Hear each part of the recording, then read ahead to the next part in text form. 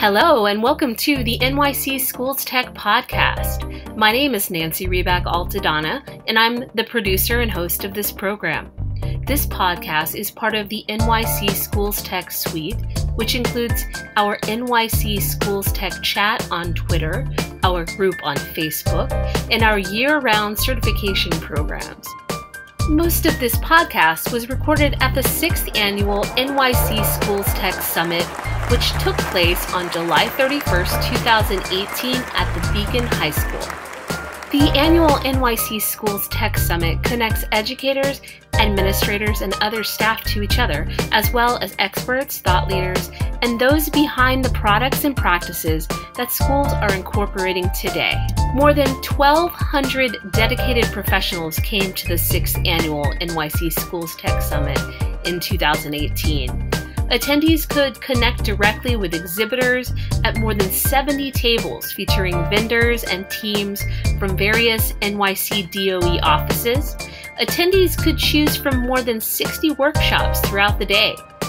The day ended with the NYC Schools Tech Awards, where 17 staff members representing tech SPOCs, librarians, parent coordinators, and school leaders were recognized.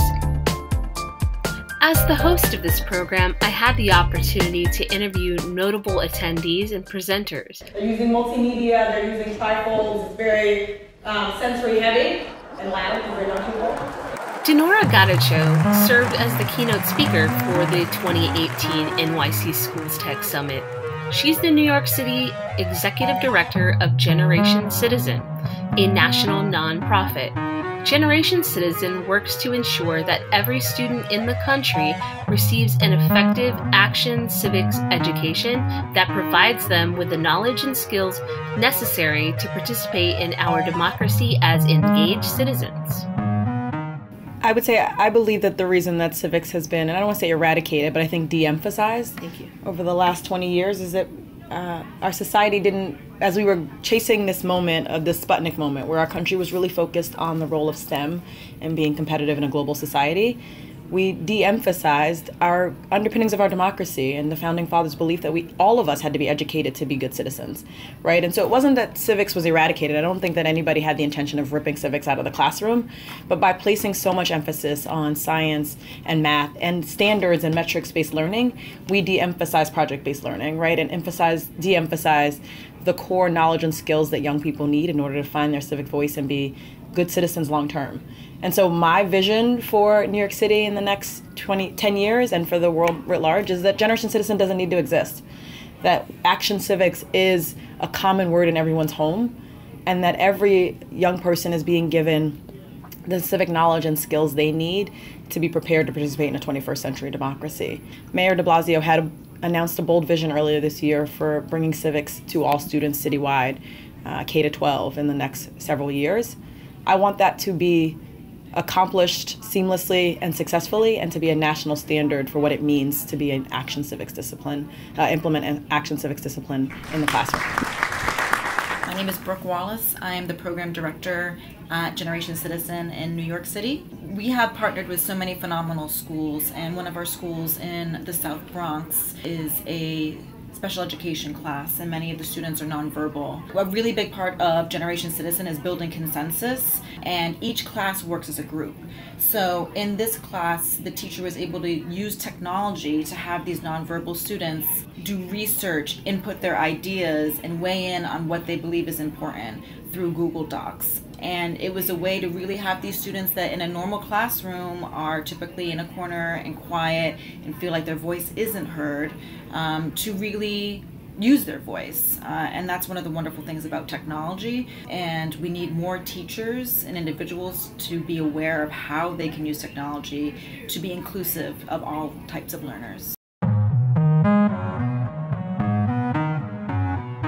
A major highlight from the New York City Schools Tech Summit on July 31st, 2018 was a speech given by our brand new Chancellor, Richard Carranza. I walk in, sure enough, kids start filing in, they pick up their device and they start logging on. There's a screen, much like this screen, that comes up, and all of the students are listed. And then she says, first group is go. So the group comes in, they upload their movie, sure enough, they show the movie. You've got a kid sliding down the hallway while they've superimposed digitally some metrics so you can see how fast he's doing it in a clock. You had another group of students demonstrating by dropping watermelons from the top of the roof. I wouldn't even ask how you got to the top of the roof. It didn't matter. But the creativity that students, 7th graders, exhibited using technology, using their devices to demonstrate the difference between speed and velocity. I will tell you that those students will never, ever, ever forget. And they know it better than anyone because they've had to now demonstrate and create. So it was creative, it was illustrative, they used technology in a very purposeful way. That was about 3 minutes. They finished at the same time on the screen. Kids are giving them feedback. They took all of that. The teacher emailed it to the students, said take the feedback, come back within 48 hours with any additions, any changes, and submit for a final grade. Now, we got through a whole class of rambunctious, hormonally activated 7th graders, and every single one of them was different. And all they had to do was use their creativity and couple that with their intelligence and couple that with some gumption, and they did a remarkable job with a topic that can be pretty dry. I was sold. And what the teacher didn't do is say, log on to this video on YouTube, watch it, and answer some questions. No, take it, make it yours, display, and present. Eileen Lennon is part of the team that developed the social media guidelines and resources for NYC schools. She received expert certifications from various NYC Schools Tech partners, including Microsoft, Google, Common Sense, and EverFi. She is an award-winning educator who was recognized for the most innovative use of social media at the NYC Tech Forum for her role as the moderator of the NYC Schools Tech Chat. She also received the NYC Schools Tech Award. Eileen teaches technology at the Nathaniel Hawthorne Middle School 74 in Bayside, Queens. What inspired me to attend today is what inspires me every year to come. First of all, we treat this like our prom. The New York City Department of Ed tech teachers like to get together since usually we're the only ones in the building that teach technology. We never get to hang out with other tech teachers. So this is the one time of the year that we all get to see each other and really see what we're doing in each other's classrooms, and everyone presents their best work. So it's always a wonderful day for all of us to get together. It's wonderful when we have teachers other than tech. When we see ELA teachers or math teachers here trying to get better in technology, we will help them any way we can to do that, because we know it's stepping out of their comfort zones. So that they're trying something a little harder, a little new, a little different is wonderful. So we are very happy to see any other teacher here. A few weeks ago, I heard, and maybe I'm late to the party, but I heard that we should no longer capitalize T, the T in STEM and in STEAM. All of us are to teach technology. Mm-hmm. You know, I'm happy to see not just tech teachers here, but the little T in all of us. Have you heard that yet? That is something new to me. We focus on technology, but it shouldn't be the product. Technology should be the process in which you learn other subjects. So yes, in some ways, T should be small, but there's so many things in technology that you can learn, it sometimes needs to be a capital letter. If I could choose any New York City Department of Ed staff member, I know everyone's picking Lisa and JoJo because they do an amazing job for everybody. They're just there to support us. That's all they do. But since everyone's probably picking them, I'm going to go a little further, and I'm going to say all the Spocks that represent their schools. They're the ones that are making the plugs, making sure the plugs are there, making sure the power strips are there, making sure everything can actually, none of this can happen without Spocks being in the place to make all this technology flow easily. They are doing the invisible job that if it's not done, nothing happens. So when you say Spock, you're not talking about Star Trek. For those who don't know what a SPOC is, could you tell us? A SPOC is the abbreviations for single point of contact. And it did turn into kind of a Trekkie. They identify with Trekkies now. But a SPOC is the one person in the building that you can go to for any technology problems. So it's a job that's usually not paid, usually on your own time, not appreciated, not acknowledged, and yet they're still crawling around on their hands and knees making sure all the plugs are in where they're supposed to be. My new favorite piece of technology is just an add-on to my old one. EverFi is a company that puts out online learning modules, and they've been addressing digital citizenship and learning basics about computers. But I was at a summit this summer, and they showed us all the new modules they're going to be putting out, and they're going to focus on empathy and depression among students. They're doing all the soft skills that a lot of students need to have addressed. So EverFi, I think, is addressing a real need in this country, and I'm happy to represent them when I go out and train teachers. In the next 10 years, I expect my students to be able to change the world. 10 years ago, my students were just getting on the internet and doing their own learning. But Web 2.0 was still a weird concept. They weren't adding material to the internet, they were just pulling material off. Now we're adding material, but moving forward in 10 years, I would think they're going to change the world because the material they put on now is going to be important, relevant to them, and for the greater good. They're going to grow up being aware of everyone around them. We were aware of just who's in front of us, but they're aware of students across the world. So because they're growing up with that empathy and that global knowledge, they're going to be creating things that help the world, not just us.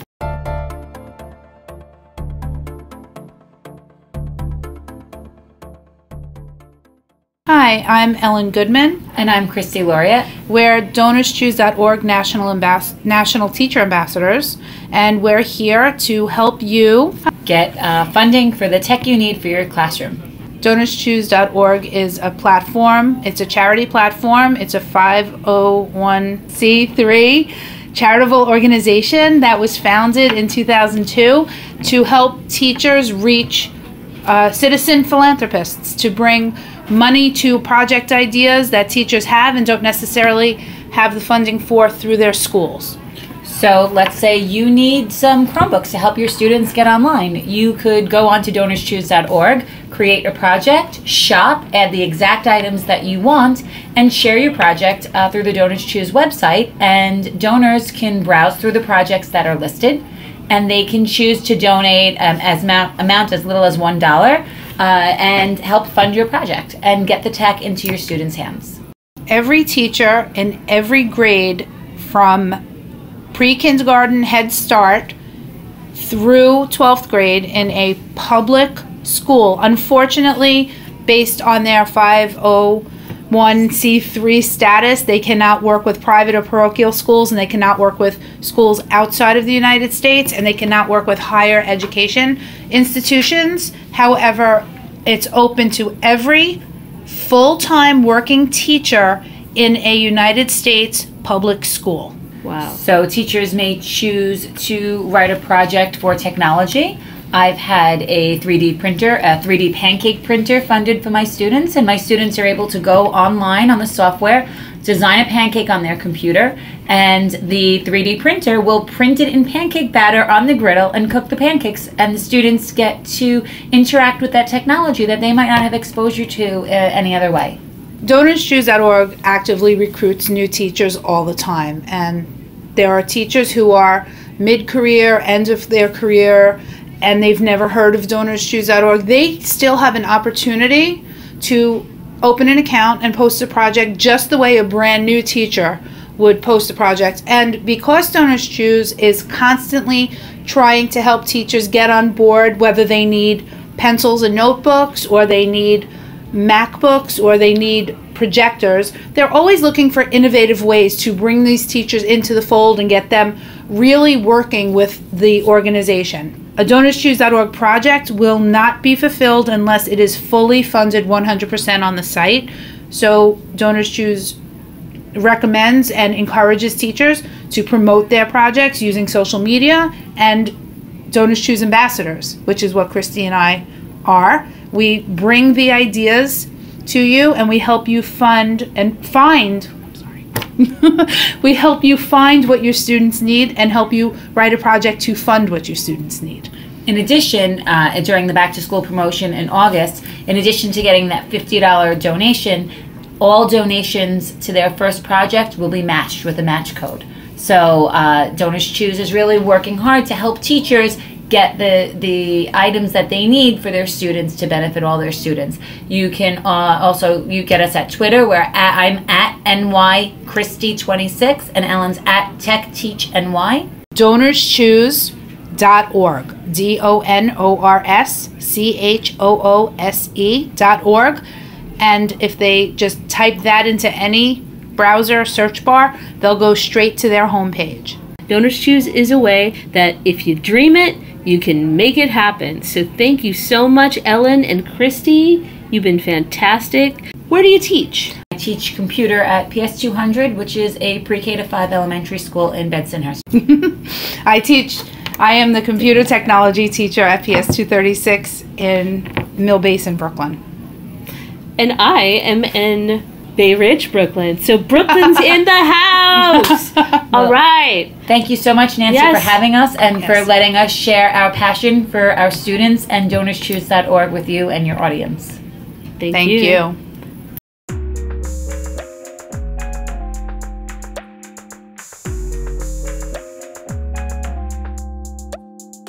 My name is Meredith Allen. I am a teacher first and foremost. I did some music education in a smaller school, and then I moved to instructional technology that I served many schools, and now I've left the classroom and work for a private company. The private company that you work for just happens to be Soundtrap, and it was the inspiration for this podcast. So I don't think that that's a conflict of interest that I would ask you to be a guest here, because I also know that you were a teacher who got inspired by Soundtrap.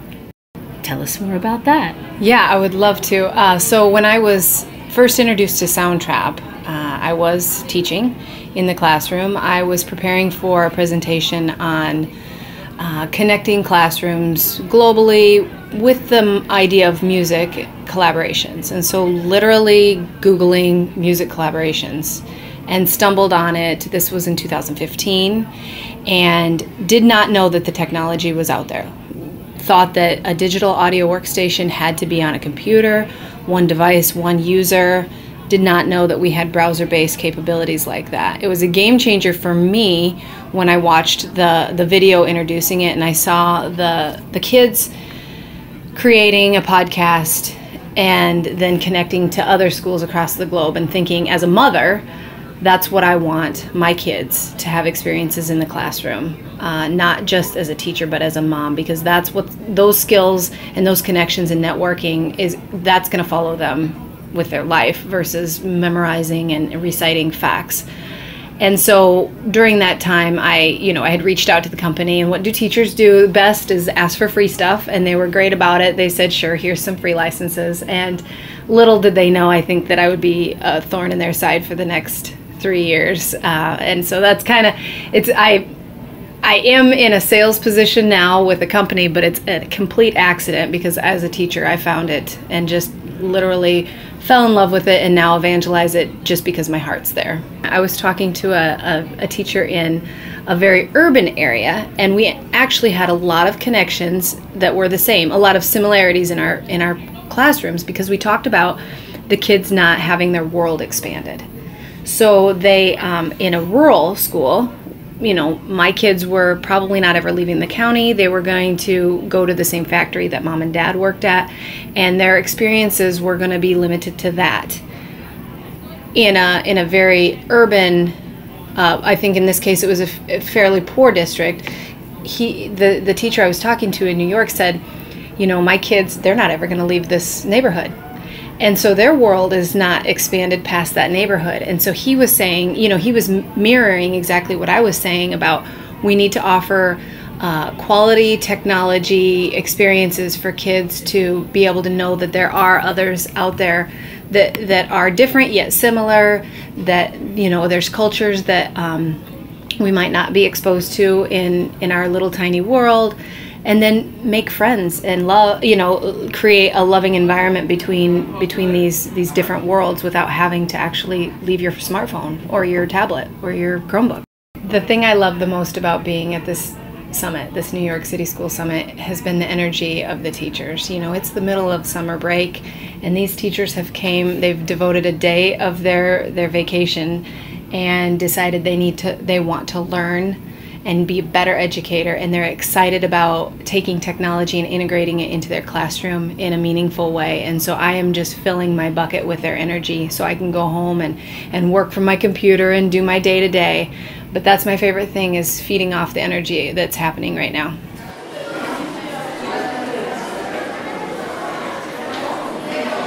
Hi everyone, I'm Jay Stromwasser. I'm the Director of Technology at Challenge Preparatory Charter School, and coming here live from New York City Schools Tech Summit 2018. I think that the best part about New York City Schools Tech is the networking capabilities. The amount of people I've met, whether it was in face-to-face conversations, online webinars, or in a Facebook chat, that was the most valuable information that I received. Despite even having my education technology certification, that is where the real learning took place. I believe there are two people in the New York Schools Tech staff that have really inspired me and allowed me to complete the networking capabilities and allowed me to have all the opportunities that have been to date. Jojo Farrell and Lisa Nielsen have both been so powerful and so instrumental in changing the technology landscape of the New York City schools. I've been on the administrative route for now 2 years. I dabbled a little bit back in the classroom in the last year due to the need of the school, and would be happy to do so if there was a need in the future. However, my strong enthusiasm comes from working with teachers and coaching and getting them to the point of experts so that they can turnkey that information to others. I personally am going to take home the Applied Digital Skills workshop that Google is offering. It was something I had seen coming through the New York City Schools chat on Facebook, and I looked at it. I signed up at the time, but I never really took the time to really go through the program. Seeing it with the presenters today, Clay Smith and Shira Moskovitz, they were very instrumental in showing how to actually use it versus what's available. And I like being able to train my teachers and myself with applied skills, which this program is going to allow for. I don't know about you, but I am humbled to be in a space surrounded by all these amazing teachers and educational professionals and ed tech people who are all here to make teachers better and support students. I agree, and that's why I do come back every year. I think that the New York City Summit is a small microcosm of what goes on in the world, but because New York City Schools is the largest school district in the world, we need to be better at integrating technology. And this summit and the past few years that I've been involved in New York City Schools Tech, I've seen a drastic change in the way that technology is viewed in the New York City Department of Education. I was involved in the pilot program involving one-to-one education Chromebooks in our school, and have taken that information to greater heights than I've ever thought I could possibly take it to.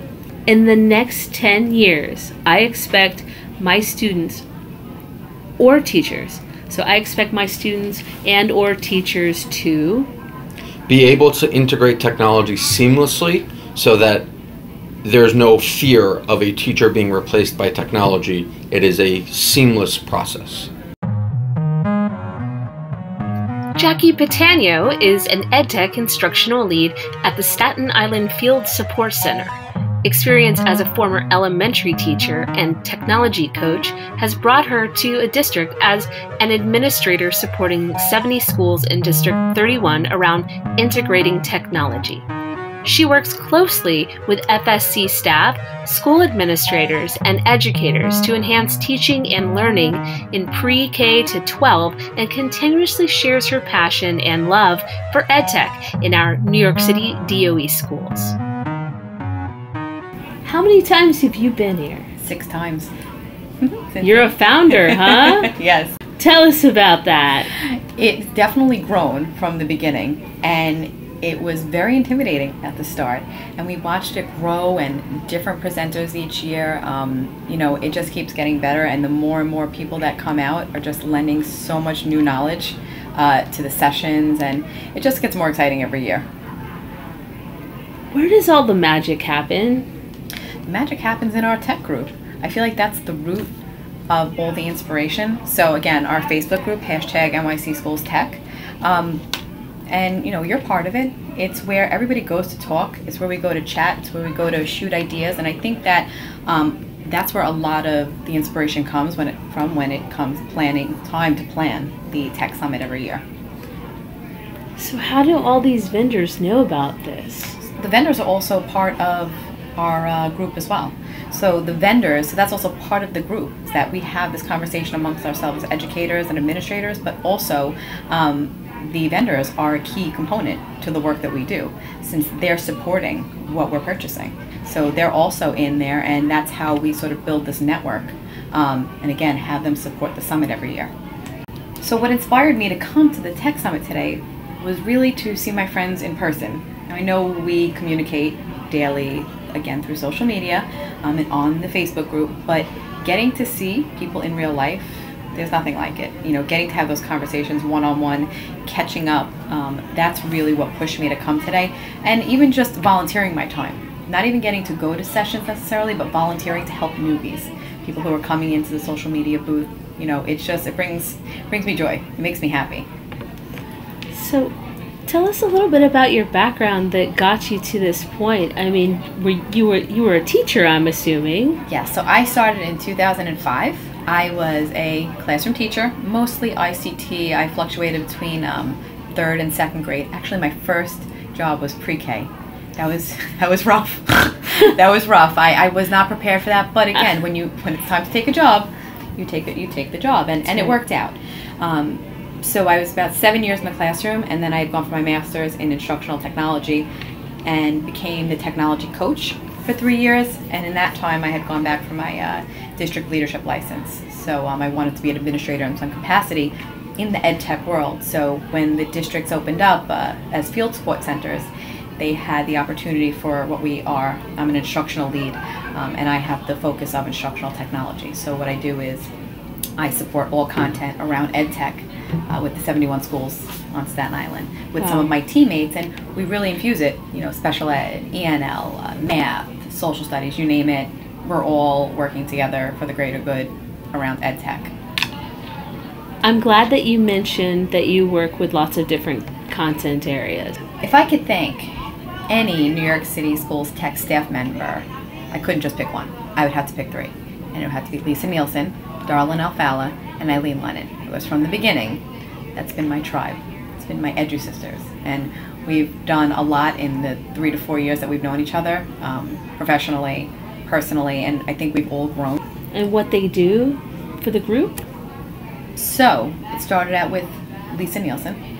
So Lisa, at the time, I forget specifically what her role was when I had first met her, but she gave me the opportunity to really push me as far as social media goes and push my thinking in my practice in ed tech. And when we had met, you know, she had brought in the other ladies, and we worked on the affinity group. We worked on the social media guidelines together. So Lisa spearheaded that crew, and that was how we sort of bonded over common sense, over social media, and over, you know, the work that we had done. The 3rd workshop section begins. We're in a conference. That's authentic, isn't it? Oh my God. That's amazing. Okay, so as you were saying, as I was saying, I had the pleasure of working on the social media guidelines for students 12 and younger and 13 and older, which was a real bonding experience. We really got our hands dirty, down and dirty with creating. What is one innovative tool or practice that you learned about today that you plan to implement with your teachers? So the innovative tool that I learned today is from you, and it's podcasting. And I'm dead serious because I participated in Ed Change online about 2 weeks ago, and I learned about Anchor, and I was like, oh, they made it sound so easy, podcasting. And then I saw you pop up on the group, and you were running the podcast for NYC Schools Tech, and I was like, I want to learn more from her. And I said, this is something that I think it's a great way to get yourself out there, make that change, the civil engagement we were talking about earlier, and have a platform to express yourself. So I learned this from you, and watching you do this right now is really inspiring me. And I'm thinking about how I could use it personally, professionally, and how can I encourage my schools, other people that I work with, to do this. Katrina Gordon is a technology teacher at PS 181 in Queens. Katrina is a seasoned technology teacher who has been recognized as a recipient of the NYC Schools Tech Award in 2016. She is passionate about EdTech, and Katrina strives to empower educators and students to enhance their teaching and learning using digital tools that will best support teaching and learning. Hi, my name is Katrina Gordon. I'm the technology teacher at PS 181 in Queens. Welcome to our podcast. Thanks for having me. Thank you. This is the second podcast, but the first official New York City Schools Tech podcast, focusing on educators and the resources that we all learned about and can spread to the students at the 6th annual New York City Schools Tech Summit. What inspired you to attend today? Well, I attend every year, and I enjoy learning about new innovative methods to use in the classroom, and I like to be amongst other educators that have the same passion of technology. And I see that this year you won an award. What for? Well, actually, I am the award winner from 2016. Hashtag NYC Schools Tech is so amazing. They acknowledge us every year. That's that awesome. We are award winners. That's awesome. You can't see what I see, but on her badge, she has Spock, hashtag NYC Schools Tech Certified Expert, Speaker, and Award Winner. All I have is Speaker, but hey, squad goals. All right. The best part of being involved in hashtag NYC Schools Tech is the collaboration. The group is constantly sharing innovative ideas and resources with each other. Any time of the day, if I have a question or if I need some type of support, I know I can go to this Facebook group and get the support I need instantly. And I just love the people in the group, and they're always so innovative and smart. No areas with not sharing anything.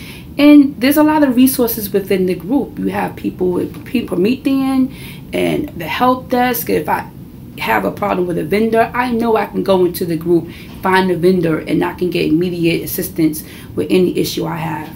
If I could thank anyone from NYC School Tech staff, I will choose Lisa Nelson.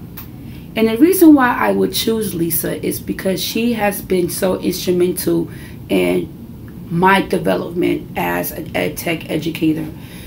She's constantly finding resources for New York City teachers to grow. She's very supportive. Anytime I have a question or anything I may not be that well versed in, I know I can go to Lisa's blog, and she's always writing interesting blogs about various topics. She's just been so supportive, and I really admire what she has done for New York City thus far with creating all these certification programs, giving teachers the opportunities to become experts in their fields. I've taught technology for 17 years, and upon entering the DOE, we did not have these opportunities. So I am so appreciative that Lisa Nelson has provided these opportunities for educators to become experts in their fields. In the next 10 years, I expect my students to be innovative self-learners. I expect my students to be able to go on the internet And anything they want to learn about, they know where to go. They know how to document what they're learning. They know how to share what they're learning and be digital citizens. In the next 10 years, I expect my students just to live an innovative life, because that's where we're heading in this society. We have to learn how to live innovatively. One innovative tool or practice I would love to bring back to my classroom is actually, Nancy, it was your workshop I attended with you this morning. You and Audrey from Soundtrap. I love Soundtrap. I think it is going to be I have this vision of using digital storytelling in my classroom. Always wanted to do it, but never knew how to really make it come alive. And I think Soundtrap is going to close those gaps for me. I plan to use Soundtrap to have my students tell stories and play it for students in pre-K and kindergarten. And what age are your students? I teach students from kindergarten to 5th grade. So I think I'm going to do it as a 5th grade school project. And I want my 5th graders to learn how to become digital storytellers. One, that's going to support the fluency goal that we have in our building with the literacy. And two, they'll feel good to read a story on a podcast, and the excitement that they'll see in a kindergartner's face when they play it for them. I think that'll really be good. And believe it or not, those kindergartners will also be able to do it. Yes. Yeah, we'll start small, but it could be big. You're right. And you get to learn writing skills, editing skills, collaboration, like all these things. I'm so excited. I feel privileged to be a part of this podcast and to watch all of the new teachers and be part of all the teachers who are going to do this in their classrooms. And we have an opportunity to make a real difference here. Yes, we do. And another thing is that with a podcast, you can only hear, right? Mm-hmm. That makes them visualize. Right. And it also makes them, in this culture of on-demand, get it right here, right now, bells and whistles, it makes them lean in and focus. And we really need to teach our kids to lean in, focus, pay attention to one thing, and be patient. I agree. And I just want to say, Nancy, you made a big difference today, because I am inspired to, one, learn how to use a podcast in my classroom, and two, try something new, step out the box, and don't be afraid to take on a new challenge. And I admire you for the great things that you have done with this podcast and this NYC Schools Tech group. I think you're going to be amazing, and you're doing an amazing job already. Aw, thank you so much. That means a lot coming from an award winner and an old timer who's been in this since the beginning, all 6 years. This is only my first. Well, guess what, Nancy? You don't know this yet, but you're going to be an award winner next year. I hope you so. Keep up the great work, because you're already a superstar. Aw. Oh, you can't see, but I'm verklempt. Oh my God, Katrina, I love you. You have so much great things to say. I wish I was in your classroom for 17 years. We should give her a round of applause. Teaching technology for 17 years. This is a fast growth. This is an emerging market. Yes. Man, you gotta be real fast to keep up with the times. You do. Oh my gosh, that's why you're doing all of this, and that's why we're doing all this. Thank you so much. And thank you for having me. Thank you so much for listening to the first full-length NYC Schools Tech podcast. My name again is Nancy Ribak Altadonna, and I'm the producer and host of this program. If you have any questions or would like to be involved with our program, please email me at nycschoolstechpodcast@gmail.com. Also, thanks go out to all of our special guests on the program. NYC Schools Tech would like to leave you with a final thought.